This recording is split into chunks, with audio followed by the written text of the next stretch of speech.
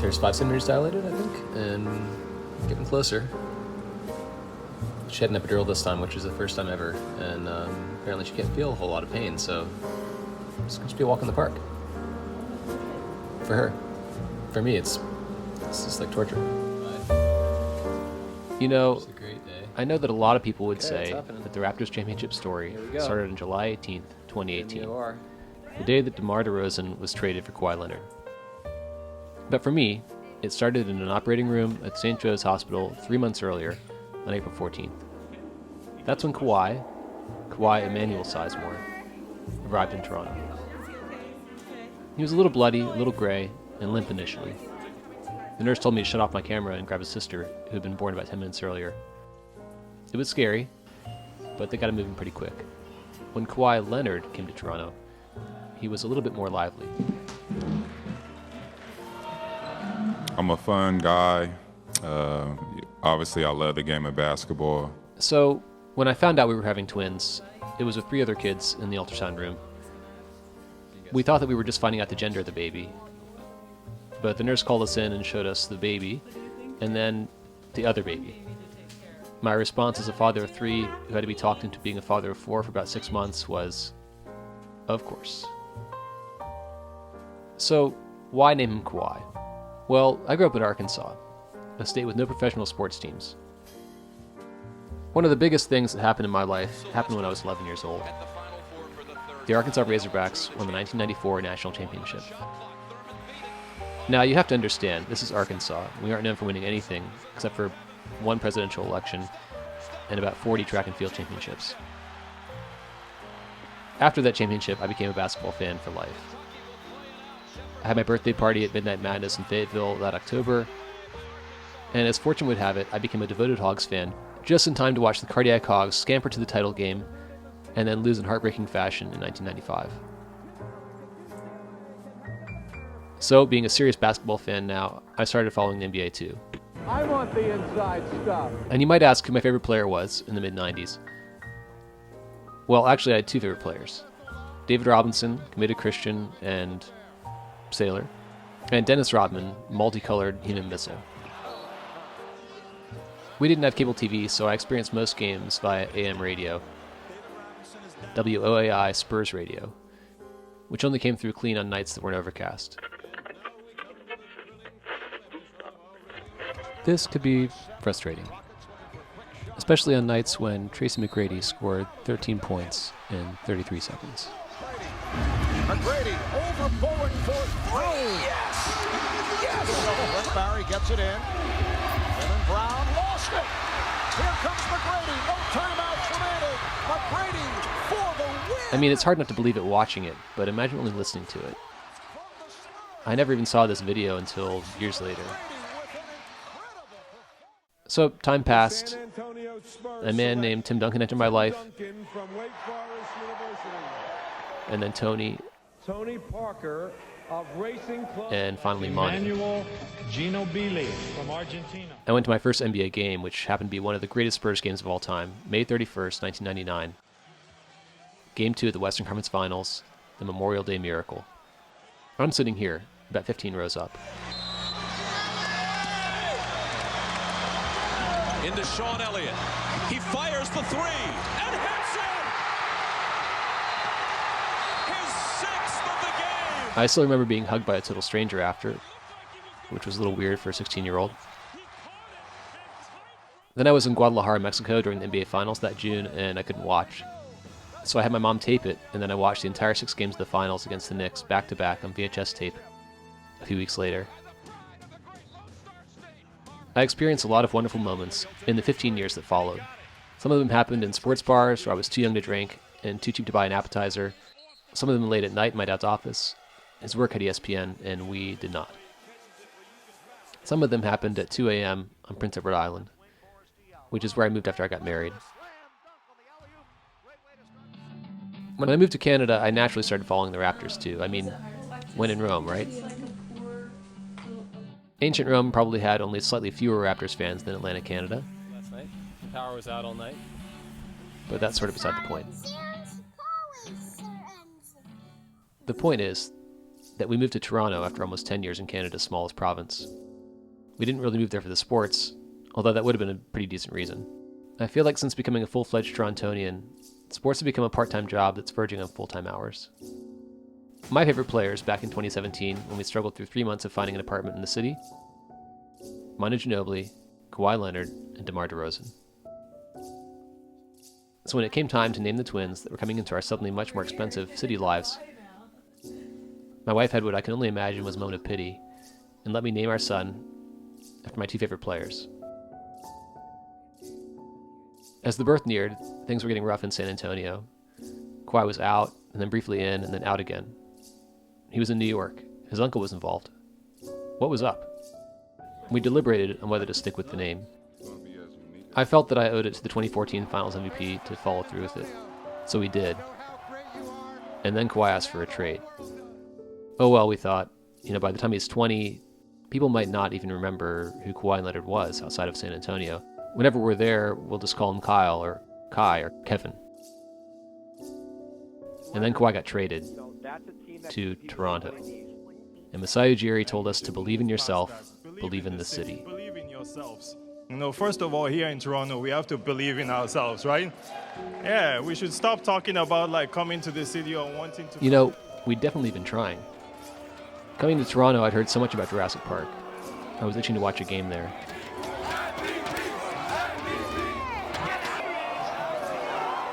There were some highlights in those 2 years, but looking back, I can't help but remember watching LeBron toy with the Raptors, like a well-fed cat does with its food. When the Raptors were swept by the Cavs in May of 2018, we rode the subway home. My daughter had a crying LeBron mask in her hand, which some guys had been selling in the first quarter, and by the third quarter were just giving away to anybody who would take it. The other teams in the city did their part to try to cheer the Raptors fans up. We'd seen the Argos win a Grey Cup. When they celebrated in Nathan Phillips Square, we were some of the only fans present under 50 years old. TFC had won the MLS Cup after losing it the year before. That was wonderful. The players showed up to the celebration just sober enough to walk. You got the 6 on the way! You know what I'm saying? Are you crazy? Are you dumb, brother? When the Marlies won the Calder Cup, we were there for the celebration too. And the thought each time was, well, what would it be like if the Raptors ever won? When time rolled around for the playoffs and Kawhi Sizemore had his first birthday, I don't know that anyone expected too much from the Raptors. My private hope was that they'd be able to return to the Eastern Conference Finals. When we showed up to Jurassic Park for Game 1 of the Orlando series, we were optimistic, but also well-versed in the rocky relationship the Raptors have with Game 1s. My daughter won a modest ankle-length Kawhi Leonard jersey pre-game, and then we and the few hundred fans present watched them lose to the Magic. Nothing to get upset about, at least it was close. Kyle Lowry did have 0 points, but surely that wasn't a big reason for concern. We got a We the North flag that night too. It would hang in our living room for over a year. I entered in a contest that night asking for a Jurassic Park selfie. The odds seemed pretty decent since the crowd was small, and surely not all of them knew about the contest. And if the contest wasn't entirely on the level, I had some cute kids to help with the optics. I got a call from MLSC the next day asking if I wanted 2 tickets for Game 2. Of course, I said. That's great. Then they asked if I wasn't sure I'd like 4 tickets since they saw 3 kids in the picture. 4 would be even better. So we found ourselves in the best seats we've ever had, and probably will ever have, at the Air Canada Centre for Game 2.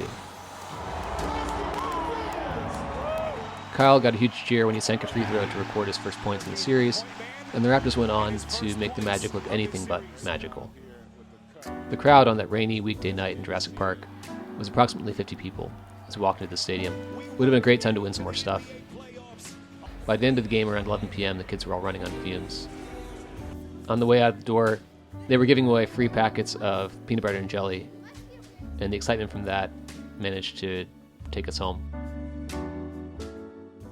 We were back in Jurassic Park for Game 4, which more or less clinched the series. My friends Ant and Taurai were with us. It's also the game that gave us this immortal moment from Nick Nurse.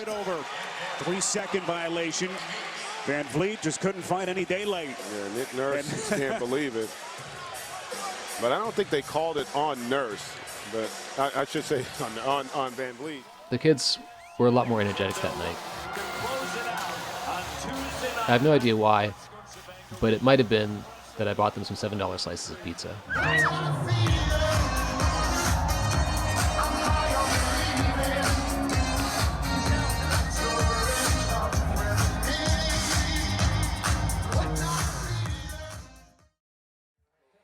In between the first and second rounds of the playoffs, Vladdy debuted in Toronto. Basketball fever broke briefly, and then set back in about 10 minutes later. During this time, the mice started to invade our house, as they always do in the spring and fall. We're too soft-hearted to kill them, so we catch them alive and release them in the park nearby. They probably come back again, so while by our tally we had caught 15 mice, we were probably just releasing the same one or two over and over again, after giving them a healthy meal. Willow didn't like mice. We didn't make it back to Jurassic Park until Game 5 of the Phillies series. It was one of life's many cruel jokes of my wife that the Raptors playoff run occurred when she had 1-year-old twins. While we ran off to stand in the cold and rain and watch basketball on a large TV, she was stuck at home tandem nursing babies for hours. My guilt increased steadily as the pull to be downtown got stronger and stronger. But at the time of the completion of this film, we were still married. Only Caspian joined me for Game 5. We were standing near the stage in Jurassic Park, and a tall MLSE employee came up and asked if the boy was my son. Hoping for the best, I said yes, and my hopes were rewarded when he whisked us backstage and put 2 tickets in our hands. We ended up in a luxury box to witness the Sixers being taken to pieces like an IKEA bookshelf. We also witnessed the heads of every person in front of us taking selfies all game long, right in the middle of our field of view. Should we go back out to Jurassic Park? We stood in our bar stools and made the best of it.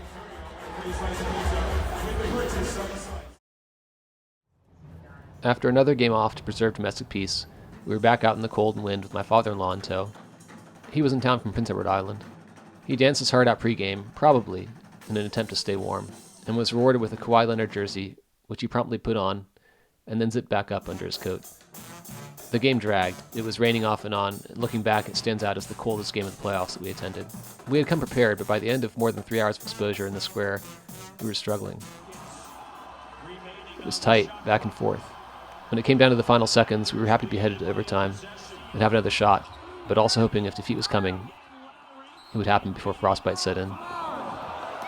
What happened next brings tears to my eyes every time I watch it, and I've watched it many, many times. Kawhi up top, looks at the clock, turns the corner for the win!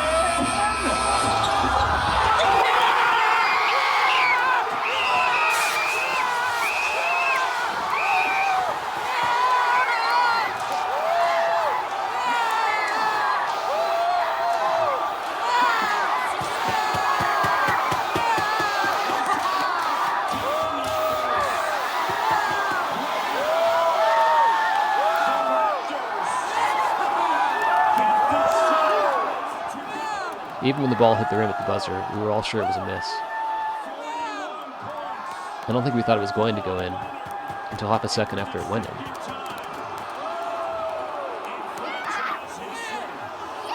Post-game, I just felt like I loved Toronto. How can you not love this city? These people.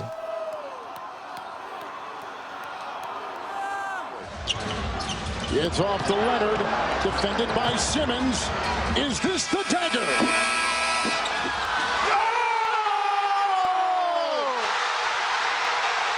Game! Series! Toronto has won! Is this the dagger? If someone was to ask why I spend so much time watching sports, the answer has to be that even though so much of it is miserable, sometimes this happens. And there's not a whole lot in life that can really touch this feeling.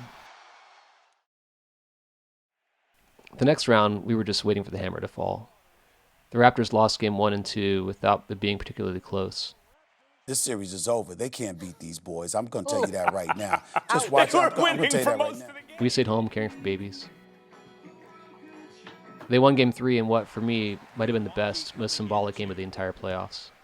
Kawhi Leonard, hobbled, ineffective at times, ground out a win almost single-handedly. just refusing to go down 0-3. I don't know if I've seen a grittier performance in a sporting event. Was it worth him seemingly destroying his knee? The rest of the team showed up to help in the next 2 games, with Fred VanVleet hitting 7 of 9 threes in Game 5. It wasn't that I didn't want to go down to Jurassic Park as the tide started to turn. I really, really did. I also wanted to pace myself if the Raptors made the finals, because I knew I'd have to be down there then. And I knew how hard it would be on Sarah. Game 4 also gave us the second immortal moment from Nick Nurse. In Game 6, we were back. It started out as a sunny, warm afternoon. We showed up 3 hours before tip-off because we knew it would be nuts. When we got to Union Station, there was a line around the entire block. Far more people than can fit in the primary Jurassic Park zone. Game 1 of the Orlando series, we arrived right before tip-off. And we did the same thing for Game 7 of the Philly series. By Game 6 of the conference finals, Jurassic Park attendance had increased by 1,000%, as I conservatively estimated at the time. We ended up in Zone 2, next to the hot dog stand. As the game started, fog covered downtown and it got much colder. People in t-shirts suffered quietly. Since we had a 4-foot-tall viewer, we had to try to find the best place to see the screen for him. Standing on the curb, perhaps? Maybe clinging backwards to that barricade around the tree. Finally, we discovered that just back from the Tim Hortons truck in front of the doors of the porta-potties was a perfect spot. Nobody wants to stand by the porta-potties. In Game 6, it felt like the Raptors were an unstoppable force. The finals were inevitable. No one could believe it. When they won, I remember saying things like, "This is our championship." Just getting there was incredible. People didn't know what to do with themselves. We had no hope at all that the Raptors would compete with the best team of all time. Maybe they could win one game. Just one game would be amazing. From here on out, Front Street in New York was going to be shut down every game by a mass of fans collectively trying to process what was going on.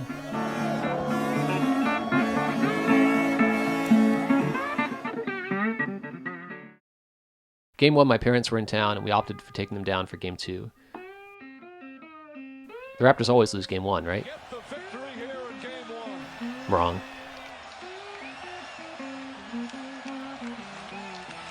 We ended up down at Game 2 in Zone 4 or 5, watching one of the secondary screens.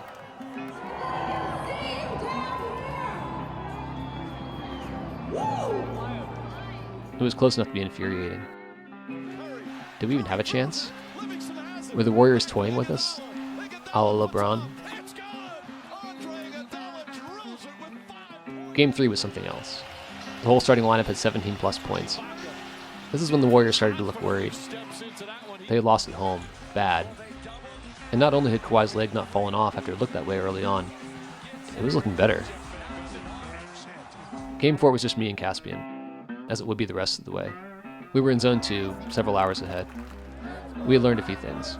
Bring a poncho, even if there's no rain in the forecast. Bring foam fingers. Foam fingers actually aren't that much fun to wave around for more than 5 minutes. Neither are inflatable clappers. But while you can't sit on a clapper without popping it, the foam finger makes a pretty decent seat. Also, when you're going to be in a cage for 5 hours, definitely sit down for the first 2. And stand by the porta-potties the rest of the time. This is the game where Fred lost most of a tooth. On the way home, the tunnel on York Street echoed with chants of "Let's go Raptors." The thing with the chant is it has a key where it sounds good, but if you don't hit it, it sounds pretty bad. Wait, should we go up an octave or down? But that night it sounded great.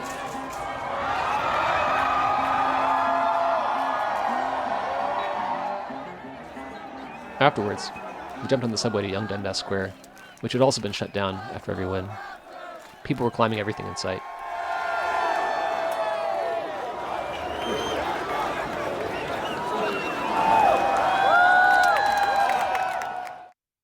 Game 5 felt final. The Raptors were back home after ripping away Games 3 and 4 in the Bay. They were going to be champions. Really, pinch yourself and then do it again. The Toronto Raptors, champions. Unfortunately, this is the first game where the crowd felt ugly to me. There was a wild feeling like a fight was about to break out. They were ready for blood. When KD went down with a torn ACL, it wasn't just inside the stadium. People outside cheered too. I remember feeling sort of sick. I'm glad they didn't clinch it that night, but it threw everything into question. Was it finally time for LeBronto, Stefanto, Playanto? It also rained heavily for hours. We had come prepared with ponchos and boots and spent a long time sitting in the rain.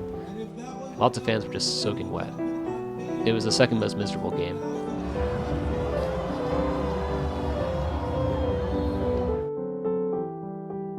Speaking of feeling sick, I think I felt sick on game days for most of May and early June. It was hard to focus on anything at all. I would dream about the Raptors at night. I feel like I've matured some of my adulthood from the times as a kid when I'd mope around for days after a tough loss. But I was a bundle of nerves for much of the final 12 games. Even in the ultimate moment, it felt ridiculous that the Raptors were even in the position. Champions? Are you kidding? Game 6, we decided to just take it easy and hang out toward the back of the last zone, where it was open and free for all. No more dog-eat-dog middle zones. The first zone was so far out of reach to the average person at this point, people were showing up to get in line early in the morning and not making it in. After a little while chilling in the back, we decided to move up a bit into one of the closer zones, because it wasn't very busy yet. Nothing like Game 5. We ended up in Zone 4 near the screen. It was dry and warm. Toronto was somewhat humbled. We thought we were nice. Were we nice? As the game wore on, the nerves started to go away. People started to get hopeful. The Toronto fans in Oracle were boisterous and unruly. I don't know if it's remembered now or even matters, but the end of the game took forever. There was celebration, and we stopped for review and free throws. And then another celebration, we stopped for review and free throws. Fireworks went off from the Sky Dome, the CN Tower turned gold. I think that's one of the things that will stick with me the most. The CN Tower, which had been red and white all night, turned gold the moment the Raptors won the championship. The security guard got caught in the moment and started shooting a video. And then it happened for real. And people didn't know what to do. Strangers hugging across barricades, this guy flexing. It felt like a weird dream.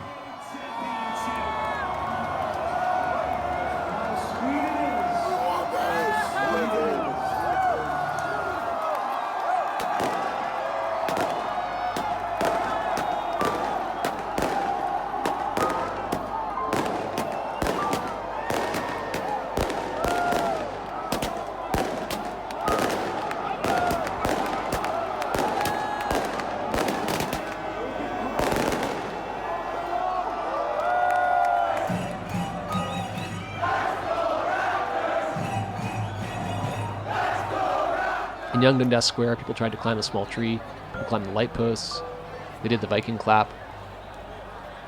They shut down the subway because it was so crowded and people were chanting on all the cars, and we had to walk north for a while. All of Yonge Street was shut down. Cars that could get nowhere were honking with joy. The entire city came down to walk around with flags up and down its busiest street and go, yeah.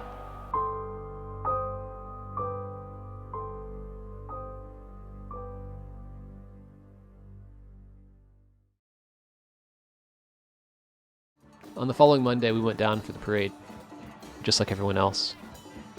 We opted to stay out of Nathan Phillips Square and catch the parade as it made its way there. The LS Don guys were all hitting their tools on the scaffolding as the buses approached. Oh hey, and there was Kawhi, and Kyle, and Pascal, and Mark. We went to Coronation Park to watch the rest of the 5 hours of the parade on a big screen, and eat 3 pints of Haagen-Dazs. Kawhi's only experience of the championship was the parade. I mean, Kawhi Sizemore, of course. Kawhi Leonard went to a baseball game in Niagara Falls, and then went to Southern California forever. Just thank off Toronto, the city, the country.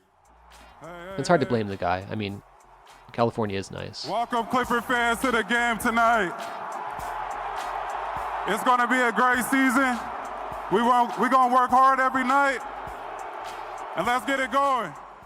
Kawhi Sizemore had no choice but to stay in Toronto and grow up big enough to go to Jurassic Park someday. Maybe he'll even fit into one of those free Kawhi Leonard jerseys. And if he does live in this city until he's grown up, there will probably always be someone who does a double take and they hear his name and smile and go, Kawhi, huh? And nod their head. And Kawhi, if he feels like it, might mention that he was in Toronto months before Kawhi Leonard, and that he stayed for years and years after. Or maybe he might just go on with his day and keep it to himself.